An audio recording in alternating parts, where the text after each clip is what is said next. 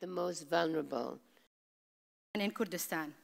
It is show what one woman can do.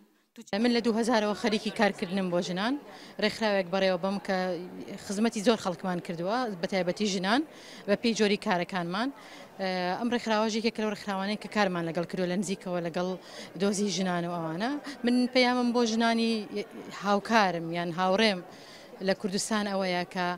هیچ ڕێگریەک نەبێتە هۆی ئەوەی کە بیان وەستێنێت. چکە من یەکێکم لەو کەسانەی کە زۆرترین ڕێگریم وە دروست کراوە لە کاتی کارکردنمە بەڵام هەڵبەڵێنم بە خۆم ماوە کە بەردەوام بووم ئەمەکەمەوە بۆ کە ئەو زەربەی کە نامشکێنێ بە قووەتمەکە وەرگرتنی ئەم خەڵاتەش باشترین دلیلە بۆ ئەوەی کە توانیمە بەردەوام بم و هیوادارم هەموو ژنێکی کورد بتوانێت بە جۆرێک لە جۆرەکان بەم جۆرە ڕێزلەنانە شاد بێت لەبەرەوەی کە بەڕاستی هەستێکی زۆر خۆشە. یەکێکی لەو ڕێکخراوانەی کە لە دوای لە ڕێکخراوی ئاسودە لە دوای ئەو تاوانەی کە ڕوویە لە 2014 بەهانایە هەنێک لە کچان و گژنان یەزیدیەوە ڕۆشین بەڵام ئەوە بەچ نییە بێ هەر بەردەوامی ڕێکخراوەکان تریژە بێ بەردەوام بن و داواشم وەکو بینیت لە پەیامەکەمە ئەوەیە کە بەڕاستی مجتەمەعی نێودەوڵەتی ئەبێت بە جدی کار لەسەرەوە بکات